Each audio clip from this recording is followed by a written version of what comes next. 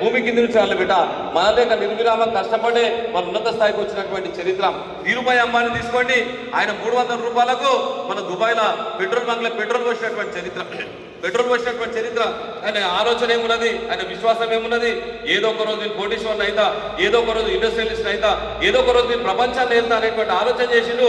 ఈ రోజు నిజంగా చెప్తున్నా కదా, ఆ ధీరుభాయ్ అంబానీ ఈరోజు ఆయన చనిపోయినా కానీ ఈరోజు ప్రపంచ స్థాయిలో కూడా ఒక కుబేరుడు వచ్చిందంటే ఆయన ఆలోచన. ఎవరికైతే ఆలోచన కమ్జోర్ ఉంటుందో వాళ్ళు నిజంగా చెప్తున్నా కదా, వాళ్ళు నాకు తెలిసిన పేదవాళ్ళంటే పైసలు లేకపోవడం కాదు, బిల్డింగ్ లేకపోవడం కాదు, బంగారం లేకపోవడం కాదు, బట్టలు లేకపోవడం కాదు, ఇంకేదో జాయిదాద్ అనుకుంటారు. కానీ స్వామి వివేకానంద చెప్పిండు, ఎవరైతే పేదవారు ఉంటారో నిజంగా చెప్తున్నా కదా, వాళ్ళు భవిష్యత్తు గురించి ఆలోచన చేయనటువంటి వాళ్ళందరూ కూడా పేదవాళ్ళు. ఎవరైతే ఎస్ నేను అయితా, నాలో కూడా ఆత్మవిశ్వాసం ఉన్నది, నాలో కూడా ధైర్యం ఉన్నది, నాలో కూడా సంకల్పం ఉన్నది, నేను కూడా చేయగలుగుతున్నటువంటి వాళ్ళందరూ కూడా కోటీశ్వర్లు అవుతారు. ఆ కోటీశ్వర్లే మా ఏటికి సంబంధించినటువంటి విద్యార్థులు మీరైనటువంటి విషయాన్ని కూడా మరొకసారి మీకు అందరూ కూడా హృదయపూర్వకంగా తెలియజేస్తున్నాం.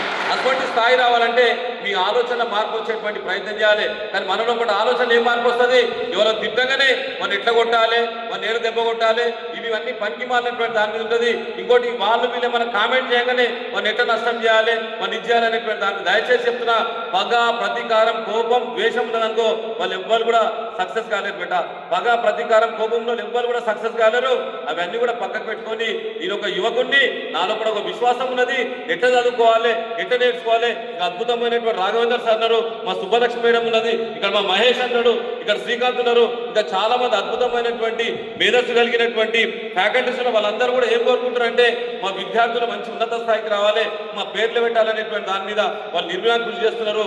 అధ్యాపకులను కూడా మీరు చేసేటువంటి ప్రయత్నం చేయాలనేటువంటి విషయాన్ని కూడా మీకు అందరూ కూడా హృదయపూర్వకంగా తెలియజేస్తున్నా. అటువంటి ఆలోచన చేసేటువంటి ప్రయత్నం చేస్తే అద్భుతాలు జరిగేటువంటి అవకాశం ఉందనేటువంటి విషయాన్ని కూడా మీకు అందరూ కూడా తెలియజేసుకున్నా. ఈ రోజు నిజంగా చెప్తున్నా కదా, స్వామి వివేకానంద దగ్గర మనం ఏం వెలిగించినా, మనం స్టార్టింగ్ రాగానే ఏం వెలిగించిన బిడ్డ, జ్యోతి వెలిగించినవా లేదా? అదేం జ్యోతి? అది మీకు అందరి లోపల కూడా అద్భుతమైనటువంటి ఏం జ్యోతి కావాలి, జ్ఞానజ్యోతి కావాలి. జ్ఞానజ్యోతి కావాలి. ఏం చేయాలి, మనం ఏం చేయాలి, ఉదయము ఆ 4:30-5 గంటలకు లేచి మీరు ఎక్సర్సైజ్, చాలా మంది ఎక్సర్సైజ్ చేయమంటే ఏం చేస్తున్నారు, మొబైల్ ఫోన్లో ఎక్సర్సైజ్ చేస్తున్నారు. మొబైల్ ఫోన్లో ఫుట్బాల్ ఆడుతున్నారు, వాలీబాల్ ఆడుతున్నారు, ఇంకా అన్ని రకాలు ఆడుతున్నారు. దయచేసి చెప్తున్నా బేట, మన మొబైల్ ఫోన్లల్లో ఫుట్బాల్, హాకీలు కాదు బేట, మైదానంలో పోవాలి. స్వామి వివేకానంద చెప్పిండు, మా మైదానంలో పోవాలి, ఫుట్బాల్ ఆడమనేటువంటి ముచ్చట చెప్పిండు. కనుక మీరు కూడా అది ఆడేటువంటి ప్రయత్నం చేయాలనేటువంటి విషయాన్ని కూడా మీకు అందరూ తెలియజేస్తున్నా. మీరు ఎందుకంటే మీరు ఆరోగ్యంగా ఉంటేనే మన దేశం ఆరోగ్యంగా ఉంటుంది. ఈ వయసు అనేటువంటిది చాలా భయంకరమైన వయసు. మీరు నిజంగా చెప్తున్నా కదా, 80s లో కూడా సుమారు 150 మంది ఉన్నారు.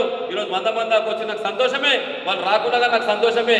కానీ వాళ్ళు అక్కడ పోయి ఏం చేస్తున్నారంటే, వాడేమంటున్నాడు, వీడేమంటున్నాడు, ఆడికి చేద్దామా, ఈడికి చేద్దామా అనేటువంటి దాని మీద చెప్తున్నా. నాకు సంతోషం ఏంటంటే ఈ హత్తులు ఉన్నటువంటి 80s విద్యార్థులు ఏ రకమైనటువంటి చెడు అలవాటు లేవు, ఏ రకమైనటువంటి దేనికి బానిస లేనటువంటి అద్భుతమైనటువంటి వ్యక్తి ఉన్నటువంటి మన ఐటీ ఏదైతే ఉన్నదో, మన 80 సెంటర్లో ఏదైతే ఉన్నదో అది మీరైనటువంటి విషయాన్ని కూడా మీకు అందరూ కూడా తెలియజేస్తున్నా. మీ ఆలోచనే మీ యొక్క సంపద బేట, మీ ఆలోచనే ఇంటున్నా బేట, మీ ఆలోచనే ఒక సంపద. మీరు ఏదైతే మనకు ఉంటుంది కదా, 1 ఎకరా పొలం ఉందనుకో, అలా బెండకాయ పెడితే ఏమొస్తుంది మనకు, వంకాయ వస్తుందా, బెండకాయ వస్తుందా, వస్తుంది, బెండకాయ వస్తుంది. బెండకాయ పెడితే ఏమొస్తుంది మనకు, ఏమొస్తుంది, బెండకాయ వస్తుంది, వంకాయ రాదు కదా, కాకరకాయ వస్తుందా.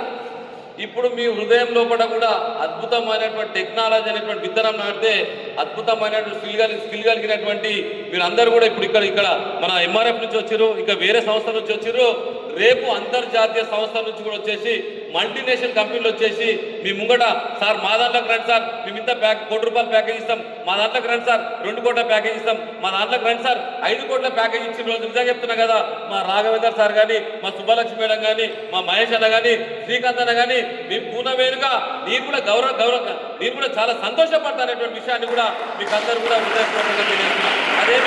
అదేమి సాధ్యం కాదు బేట, అదేమి సాధ్యమైనటువంటి పని. ఎందుకంటే అది మీ చేతులు ఉన్నది. మీరు తలుచుకుంటే నిజంగా చెప్తున్నా కదా, ఎంఆర్ఎఫ్ లాంటివి కూడా 10 ఎంఆర్ఎఫ్ పెట్టేటువంటి శక్తి మీ లోపల ఉన్నది. కానీ ఎంఆర్ఎఫ్ పెట్టింది కూడా ఒక సామాన్యమైనటువంటి వ్యక్తి.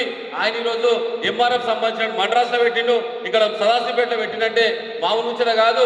ఆయన కూడా ఒక సామాన్య కడు పేదరికం ఉన్నటువంటి వ్యక్తి ఈరోజు ఎంఆర్ఎఫ్ స్థాపించినటువంటి వ్యక్తి అంటే మనం ఆలోచన చేసుకోవాలి. కొన్ని వేల మందికి ఈరోజు ఉపాధి చూపిస్తున్నారంటే మనం కూడా అట్లా స్థాయికి రావాలంటే మనం ఎంతసేపు ఏం ఆలోచన చేస్తామంటే 80s లకు రాగానే రాఘవేంద్ర సార్ దగ్గర సార్ ఎట్లా మంచి జాబ్లు వస్తాయి సార్ అంటే జాబ్లు చేసుకోవాలి, పెళ్లిళ్ళు చేసుకోవాలి, పిల్లలు కానీ అది కాదు పెట్ట మన జీవితము మనం 10 మందికి ఉపాధి కల్పించాలంటే నేను కూడా ఒక ఇండస్ట్రీ పెడతా, నేను కూడా ఒక ఖచ్చితమైనటువంటి ఒక కంపెనీ పెడతా అనేటువంటి ధైర్యం మీలో ఒకటి వచ్చిన రోజు కనుక రాదనేటువంటి ముచ్చట్లేదు బేట, ప్రతిదీ వస్తుంది కనుక మీరు ఆలోచన చేసిన రోజు అద్భుతాలు జరిగేటువంటి అవకాశం ఉంటుంది. కానీ మన దగ్గర ఏంటంటే ఒక నమ్మకం లేదు, మన దగ్గర ఒక విశ్వాసం లేదు అనేటువంటి విషయాన్ని కూడా పుల్లారెడ్డి స్వీట్స్ తెలుసు కదా మీకు. పుల్లారెడ్డి కూడా ఆయన కూడా నెత్తి మీద మిఠాయి పెట్టుకొని ఊరంతా తిరిగి మిఠాయి అమ్మినటువంటి చరిత్ర ఆయన కూడా ఛాయ్ అమ్మినటువంటి చరిత్ర. ఓసారి వాళ్ళ చుట్టం వచ్చినప్పుడు ఛాయ్ వద్దామంటే చుట్టం చూసి సిగ్గుపడి మొత్తం క్యాటిల్ ఉన్నటువంటి ఛాయ్ అంతా దొరికిపోయింది. ఆ రోజు ఆయన ఆత్మ పరిశీలన చేసుకున్నాడు, ఎందుకు సిగ్గుపడాలి, ఎందుకు నేను ఇది పడాలి అనేటువంటి దాని మీద ఆలోచన చేసి ఆ ఎవరైతే చుట్టాలను ఎవరైనా సరే నేను సగర్వంగా నేను గౌరవంగా నేను చేసేటువంటి వృత్తిని చేస్తున్నా కనుక ఆ చుట్టా